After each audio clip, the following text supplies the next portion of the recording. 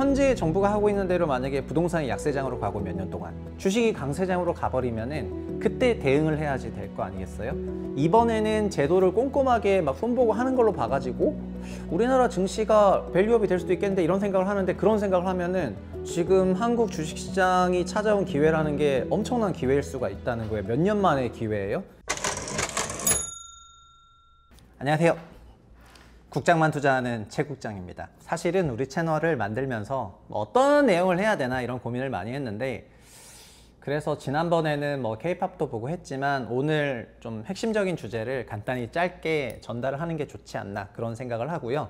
그리고 이 채널 PD도 90년대 후반생인데 국장을 아예 몰라가지고 마치 그냥 정말 잡주식 얘기하듯이 국장을 얘기하더라고요.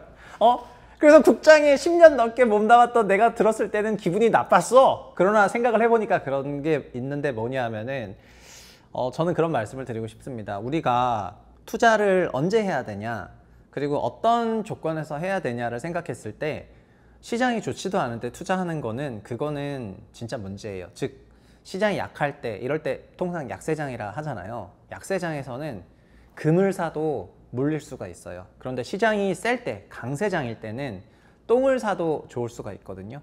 그러면은 약세장, 강세장 판단을 어떻게 하냐 막 이런 질문 하실 수가 있는데, 우리 부동산을 잘 아니까, 또 최 국장은 다른 페르소나가 최부심이니까 부동산을 한번 갖고 와 볼게요.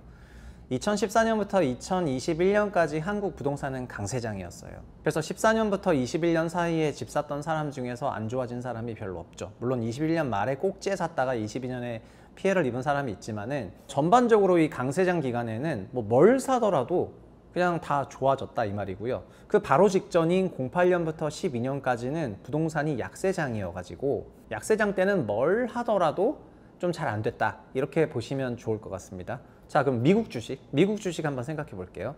미국 주식은 2013년부터 소위 랠리를 하기 시작을 해가지고, 사실 2015, 16, 17년에 빅테크들이 날아가면서 미국 시장 강세장은 10년 됐는데 2015부터 2024까지, 그러니까 S&P가 소위 6천을 넘어가는, 1000에서 6천으로 올라가는 그 랠리를, 이때 미국 주식을 하신 사람들은 미국이 강세장이었기 때문에 미주식에 투자하신 분들은 다 돈을 벌었어요. 특히 작년 같은 경우에는 뭐 국장 탈출 진흥순, 미국 주식을 안 하면은 뭐 바보, 이런 말이 나올 정도로 미국 주식을 정말 많이 하셨죠.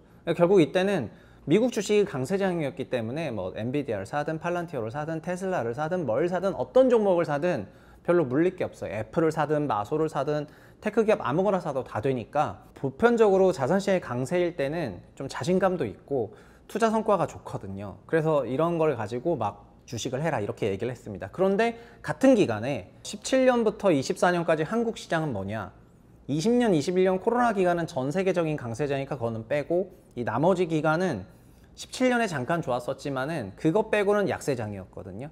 그러니까 국장은 약세장이었다는 겁니다.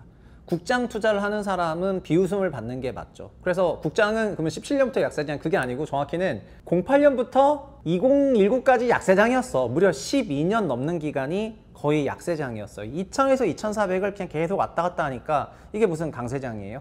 그래서 이 기간에 주식을 하는 사람은 다 안 좋아졌죠. 그러면은 올해 25년을 놓고 보면은 뭐냐면은 25년은 한국 주식시장이 강세장이죠. 그렇다면 올해 한국 주식을 하신 분들은 다 돈을 벌었어요. 그러니까 24년까지 주식하신 분들은 작년에 한국 주식시장이 전 세계 꼴등인데, 작년 주식하는 사람이랑 올해 주식하는 사람이랑 실력 차이가 그렇게 많이 납니까? 사람은 달라진 게 없는데 시장이 달라졌기 때문에 그 성과가 달라지는 법이거든요. 그렇다면은 한국 주식시장의 강세장은 언제였냐? 그거는 IMF 이후에 그때 거의 500포인트까지 내려갔다가 그게 2007년에 2000포인트가 넘어가면서 그 장기 10년에 걸친 대세 강세장을 한번 보인 적이 있는데, 중간에 닷컴 버블도 있었고 했지만은 어쨌든 500이 2000가는 4배 상승하는, 10년에 4배 상승하는 강세장.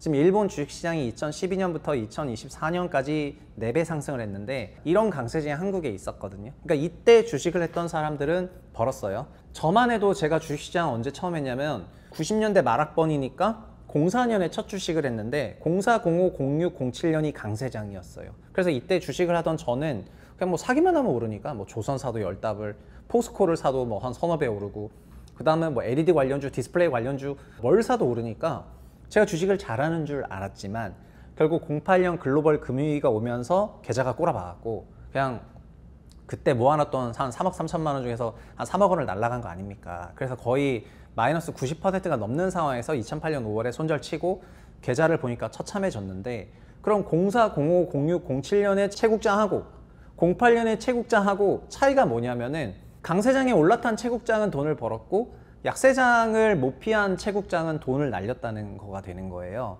어쨌든 요 강세장인 기간만 잘 찾아다니는 것도 어렵겠지만 더 중요한 건 뭐냐면은 투자는 우리가 언제 해야 되냐면은 강세장일 때 하는 거고, 약세장일 때는 그냥 안 해도 돼요. 그냥 투자를 쉬면 돼. 예를 들면은 부동산도 투자라고 하면은 14년, 20년 강세장이었죠.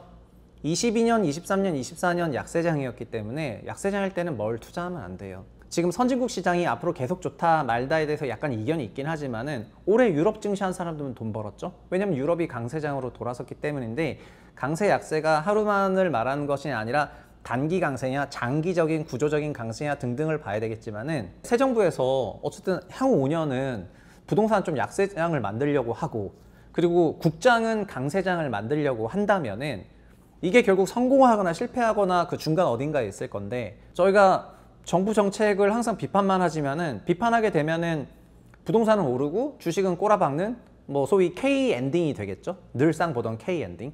그럼 부동산을 갖고 있는 게 굉장히 좋은 선택일 수가 있는데, 근데 현재 정부가 하고 있는 대로 만약에 부동산이 약세장으로 가고 몇 년 동안 주식이 강세장으로 가버리면은 그때 대응을 해야지 될 거 아니겠어요?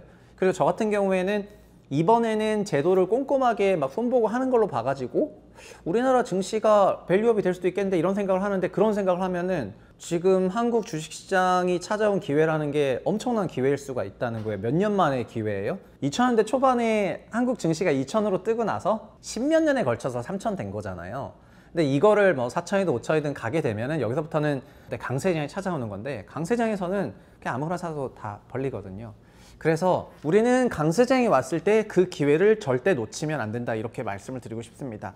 저를 오래전부터 보신 분들 아시겠지만은 저는 증권 주식을 좋아해가지고 건설 회사를 다니다가 여의도를 간 사람이고, 주식을 좋아했는데 컴플라이언스 때문에 투자를 못했었기 때문에 강세장이 찾아왔던 20년, 21년에 투자를 하고 싶어서 회사를 사표 내고 집을 처분해서 주식을 했잖아요. 그러니까 강세장이라는 건 여러분 언제 오냐면은 날이면 날마다 오는 게 아니라 아주 소중한 경험으로 온다 이겁니다. 그리고 강세장이 왔을 때는 티가 나요. 사람들이 그 얘기를 하거든요. 주식시장 얘기를 하고 종목 얘기를 하고 주식으로 돈 벌었다는 얘기를 하고, 나중엔 그게 유포리아의 끝에 가면은 막 아직도 국장을 안 해? 막 이러면서 하는 게 나오겠지만 지금은 굉장히 초창기입니다. 왜냐하면 미국이 지난 10년간 서학개미 대세 외국 시장 강세장이었기 때문에 국장 멸시가 있었거든요. 그래서 국장이 상반기에 벌었다 하더라도 국장이지 올라가겠어? 약간 이런 생각인데, 그러나 국장도 2000년대 초반을 보면은 지수가 2배는 올랐으니까 그 과정에서 10배 상승한 종목도 많이 나왔었고, 그 강세장을 잡은 사람들이 결국에는 자산의 성과가 난 거잖아요. 그렇다면 이게 몇 년 만에 온 거냐? 최소한 코로나 이후를 생각해도 5년 만에 오는 강세장인데, 올해 상반기에 그래서 연초에 미국이 좀 안 좋아질 거라는 생각에 좀 포트를 정리하고 국장을 넣은 게 굉장한 성과가 났지만, 이 정도를 넘어가지고 국장의 시대가 온다 생각하면 우리 채널 제목처럼 코스피 5000 가면은요, 그러면 나중에는 2020년, 21년에 집 팔아서 주식 사는 사람이 되게 정신 나간 사람처럼 느꼈겠지만은 그렇게 될 수도 있는 거다 이 말입니다. 그리고 그런 상황에 대비를 하게 된다면 성과가 되게 크겠죠. 그러니까 오늘의 채국장의 조언, 강세장일 때는 혼신의 힘을 다해서 투자를 해야 되고요. 반대로 약세장에서는 투자를 쉬어야 한다. 약세장에서도 돈을 벌려고 하면은 돈이 잘 안 벌립니다. 약세장에서도 버는 사람은 정말 난 사람이고, 그런 사람이 없진 않지만 소수이고요.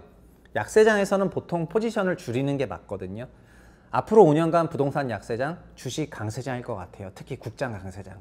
나 그래서 굉장히 지금 설레이고, 이 강세장에서 지금 채널까지 파가지고 어떻게 이 강세장의 파도를 잘 타가지고 내가 원하는 딱 그런 목표를 달성할 것인가에 대해서 지금 막 생각을 하면 막 이제 설레이는데, 대신에 내용이나 컨텐츠는 좀 천천히 전달할 생각이지만, 차분하게 전달할 생각이지만은 지금의 기회라고 한다면 그거를 정말 잘 잡을 준비가 되어야 한다. 여러분들도 그냥 국내 주식 좋다더라, 그냥 뭐 약간 뭐 좀 사보자 이런 정도가 아니고, 강세장 약세장을 부동산에 잘 비유해 가지고 지금이 만약에 부동산 14년 15년 16년이라고 생각해 볼게요. 그렇다면 그 이후에 어떤 시장이 펼쳐졌냐 잘 생각해 보시라는 거고요. 두근두근 하잖아요. 여튼 강세장에만 투자하고 약세장에서는 쉬어라, 오늘의 한마디였습니다. 최국장 구독 좋아요 부탁드립니다. 감사합니다.